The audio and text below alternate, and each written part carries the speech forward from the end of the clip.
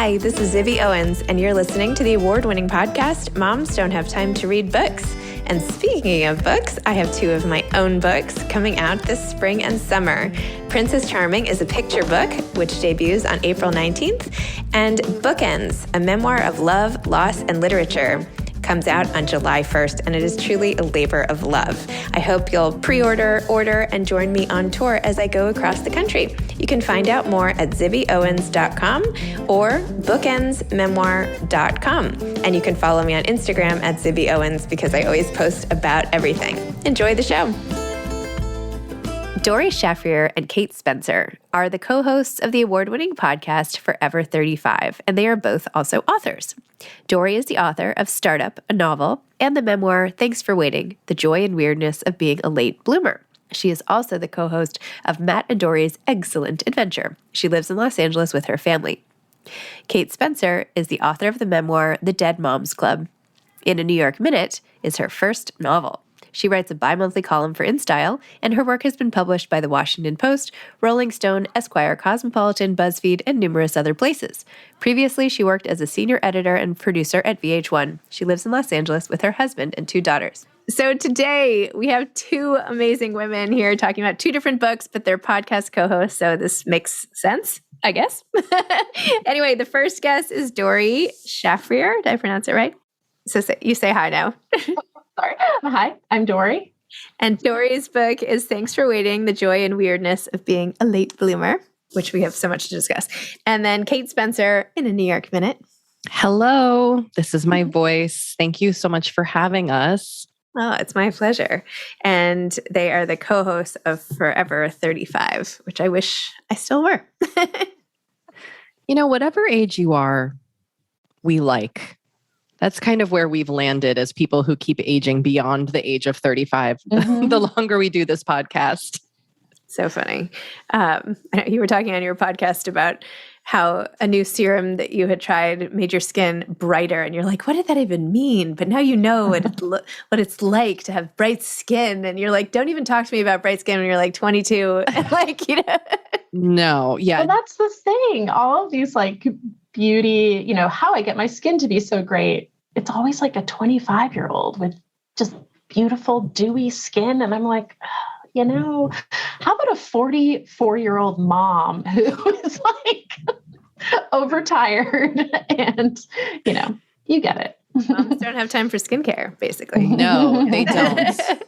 I know my daughter this morning, my older daughter, I have 4 kids. My older daughter, who's almost 15, she came down this morning and she's like, I did my whole skincare routine this morning. I did all of it, you know, and she felt like she had just gone to a spa. And I'm like, even if I did my whole skincare routine, it would take like 2 minutes. Totally. That's the long version. I do a lot of like half of my routine and then I get distracted by like having to do school drop off. And so then I'm, you know, like I never quite know what's on my face at any given time / if I've brushed my teeth, which I think today I have not yet. Yes. We were talking about the glory of doing podcast ads, but there's one sponsor, I will tell you, and I'm not trying to sell it, so I won't even say it. The mascara is so great that I can actually go out the door without having to put it on again the next day. So Who is it? It's called Thrive Cosmetics, CAUSE. Oh, yeah. Okay. Yes.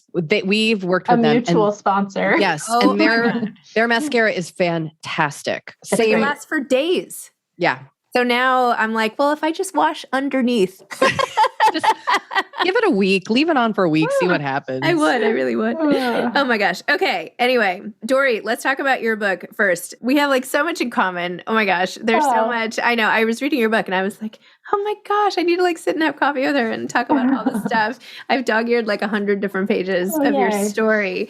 Anyway, why don't you give it a little synopsis? Sure. Thanks for waiting.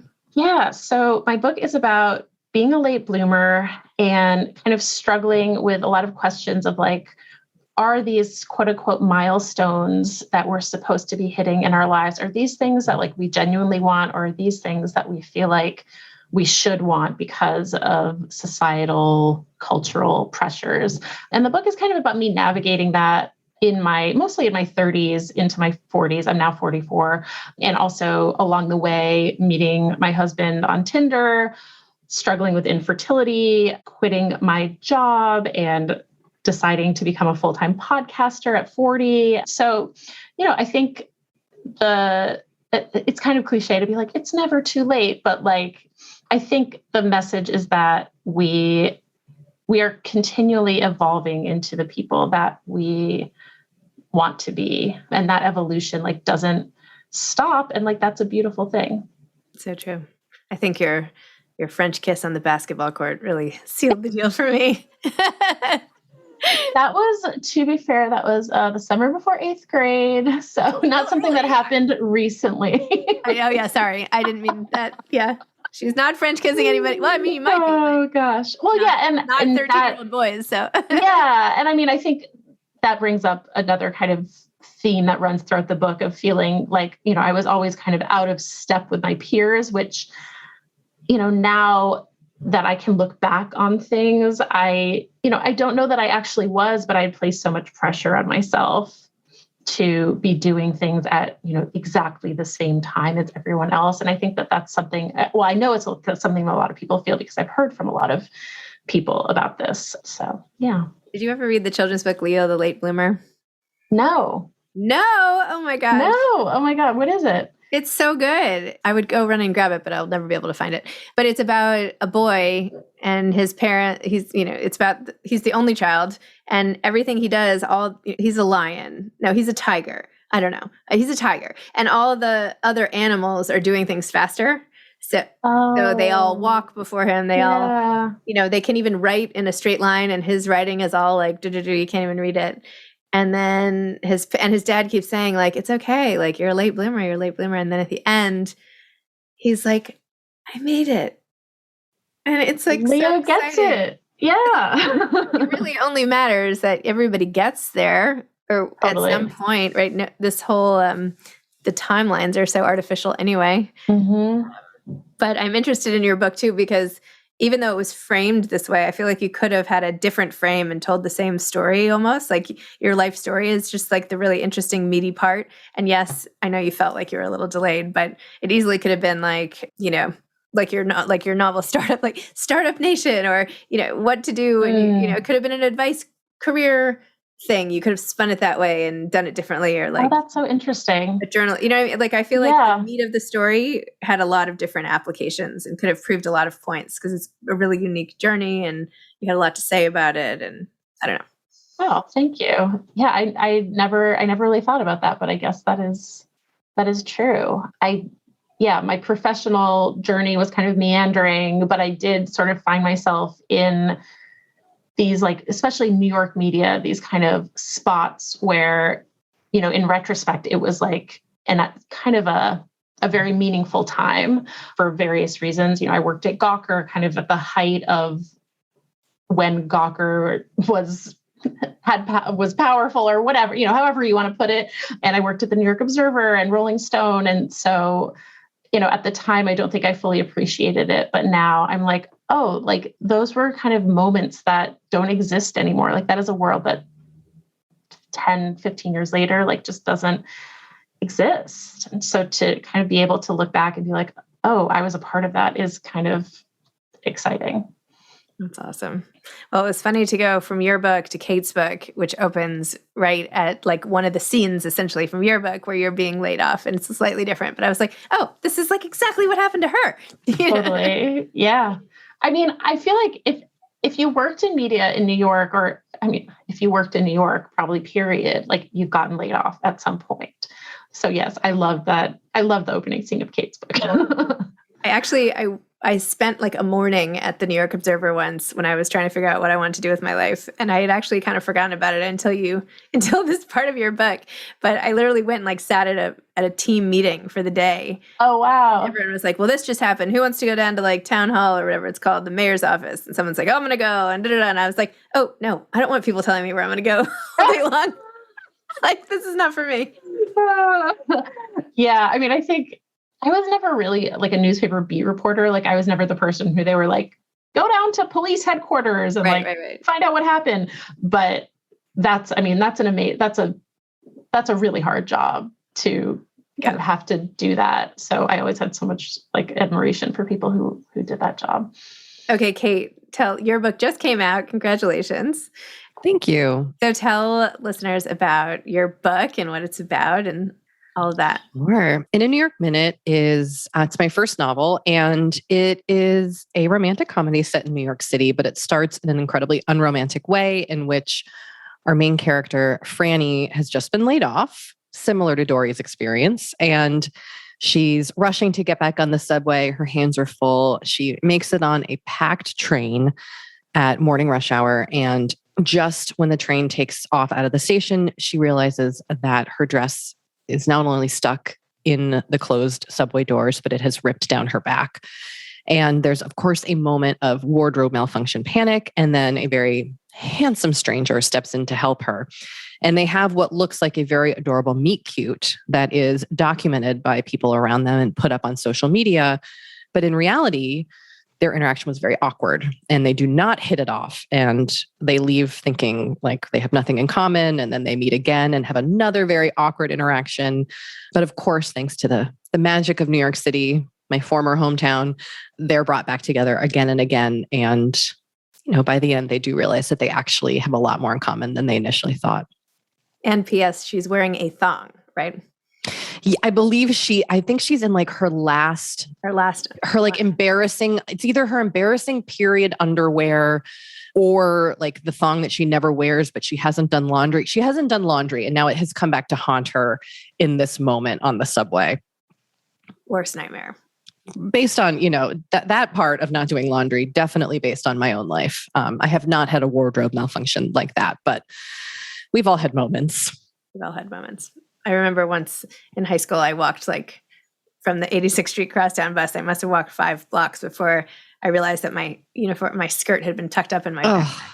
I know. I'm still mortified. And look at this. I'm 45 years old. So yeah, can't get over it. No, I once went to apply for a hostessing job when I was 18 at a restaurant in Burlington, Vermont, wearing a white skirt. And they told me they weren't hiring. And then the woman was like, just so you know, I can see your underwear through your skirt. Oh, no. It was so humiliating. It was so humiliating. I've never forgotten it. Oh my gosh. And Kate, I didn't have time to go back and read your memoir also, The Dead Moms Club. I'm so sad. I mean, tell me tell me about that. What happened to your mom? Sure. My mom died when I was 27. She was 55 and diagnosed with pancreatic cancer, and she died 9 months later.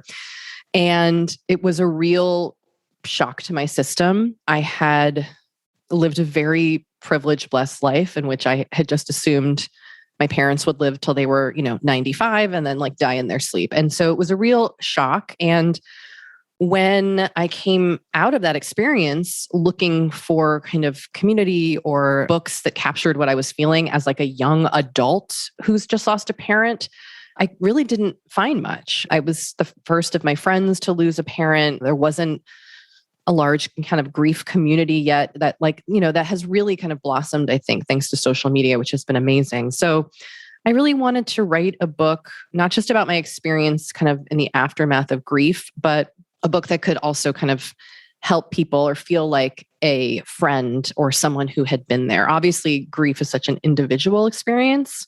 And, my experience losing my mom is different from the next person. But I do think there are some kind of universal feelings or moments or experiences that come with grieving that we can all connect to. And so that is what I hope to capture. And it's been, amazing is the wrong word, but it's so moving because I hear from people, almost daily who have just lost, mostly it's their moms, but other people they love and have somehow found my book and, they feel connected in that way. And that was extremely, or has been and continues to be really gratifying.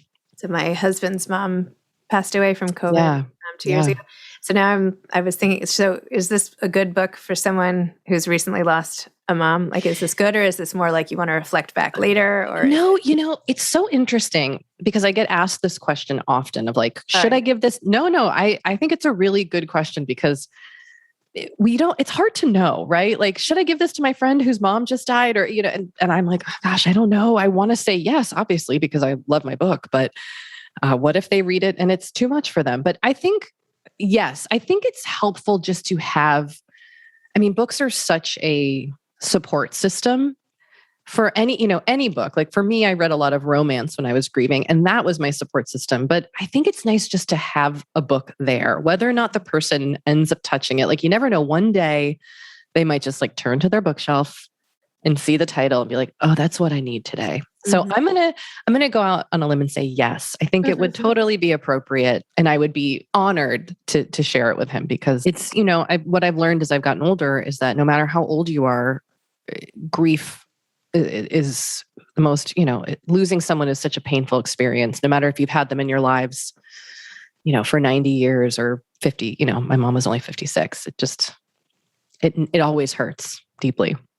I'm so sorry for your loss. Oh, well, I'm looking forward to your memoir. I'm excited to read it. Thank you. Yeah. I know you've written about grief too. And so I think your work, it has the same impact.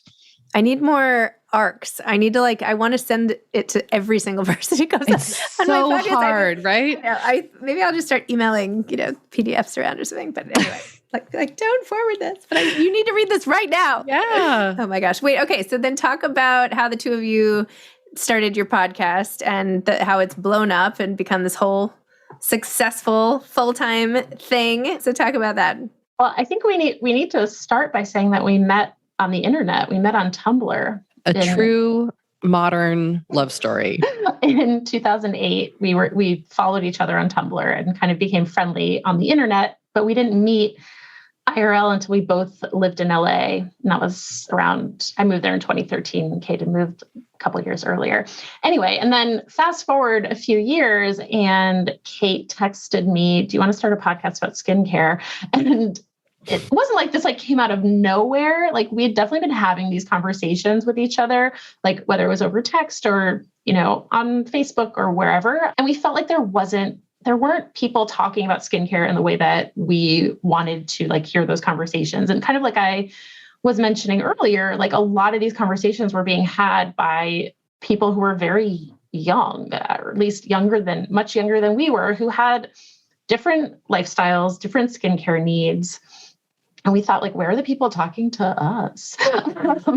And so that was kind of the impetus for it. And I think it also emerged out of a very particular political moment when, Trump had been president at that point for almost a year. And I think a lot of people were feeling a sort of despair, and people who had never been interested in beauty were suddenly turning to skincare as this sort of salvation, this mode of self-care that felt like a refuge in the face of so much turmoil. And so we kind of wanted to capture a little bit of that, and then just sort of evolved. Now it's kind of evolved into more self-care, sort of broadly defined. I don't know, Kate, what else? I think you summed it up perfectly. I mean, I think what we quickly learned, I think within the first few months of doing the podcast, is that self-care is such an umbrella term and can mean so many different things and different things to different people based on their life experiences. And it's just been an incredible learning experience we've spoken to so many interesting people and to really get to deepen our understanding of what it means to practice self-care / get a lot of really great skincare and beauty recommendations, which is always so fun because we'll be talking to someone about, a very serious topic. And then we'll at the end kind of switch gears and be like, by the way, what is your morning skincare routine? Because we need to know, these things, we contain multitudes. So I think, I think both Doree and I, we don't believe that things like skincare or taking baths are frivolous. They can really help at a crucial time in one's life. But we also have really come to understand things like community support, mental health support, financial stability. Though these things are also a huge part of what it means to take care of ourselves. I love that. And do you both live in LA now? We do. We're both from Boston, lived in New York City, and now live in LA. We've just been kind of following each other across the country, but only really met as adults, which is another really kind of lovely thing to get to explore what it means to have a friendship that you make as an adult. Mm-hmm. Because I know a lot of my close friends I met, by the time I was 18. So that's been really, I feel like, a really rewarding part of our partnership as friends and podcast hosts. Well, I'll be in LA for these two events for my Princess Charming book on May 15th, 16th, that weekend. Oh, if you want to come out, one's at on Friday at the Village Well in Culver City, and then one's that Sunday, I don't even know what the date is, at Pages in Manhattan Beach. So I don't know what part of town you guys live in, but cool. I mean, everything is far away from you in LA. Like there's no, you never live close to anything. So one will be doable for sure. Awesome. Okay. So on the book side, what is coming? Are you guys working on independently new books? Are you going to do a book together? What's the plan? I am working on my next fiction book, which is also in the romance genre. That is my favorite genre to write in and to read. And that should come out sometime next year. The manuscript is with my editor at the moment. Congratulations. Thank you. Does it have a title yet? It doesn't have a title. That is a hot topic on an email chain, but it is a kind of second chance romance set at a sleepaway camp in New Hampshire between two adults who met as kids and are reunited again as grown-ups. Oh, and my grandparents met as counselors at a summer camp. Thank you. Oh, the summer camp love stories are my absolute favorite. So I'm channeling all that energy into this book. I love it. That'll be a great summer read. What about you, Doree? Well, so I wrote a novel that came out in 2017 called Startup. And I think writing a memoir, I don't know if you found this as well, Zibby, but I found writing a memoir to be extremely draining and overwhelming. And I am planning on returning to fiction. Awesome. So I didn't find it draining because I at least knew what I had to write about. Do you know what I mean? I feel like fiction can be a little overwhelming. Yes. You could write about literally anything, not even in the universe. That is true. That is true. I think it was just that I was revisiting. I hadn't quite when I decided to write the memoir, I hadn't quite realized that I would be going over some very painful episodes of my life, and I would have to be going over them many, many, many times as I wrote and rewrote and edited. And that was just a little oh, okay, we're going through this again. So anyway, I have some ideas floating around, and hopefully we'll figure that out in the next few months. Awesome. I love it. So cool. Okay. Any advice for aspiring authors from the two of you? My advice is based on something that we hear a lot from podcast listeners, which is I don't want to do X thing because it's already been done. And I think that is the biggest thing to just kind of get over and try to move past, because if you start thinking that way, you'll never write anything because you'll feel like every story has been told. And that's just not true. Your story has not been told. So that's what I try to tell people who feel this way. And I have definitely felt that way. I'm not immune to these feelings either, but yeah. I think for me, one of the greatest, my own personal learning experiences, now having published a couple of books and having another one on the way, is how true Anne Lamott's chapter in Bird by Bird, Shitty First Drafts, is.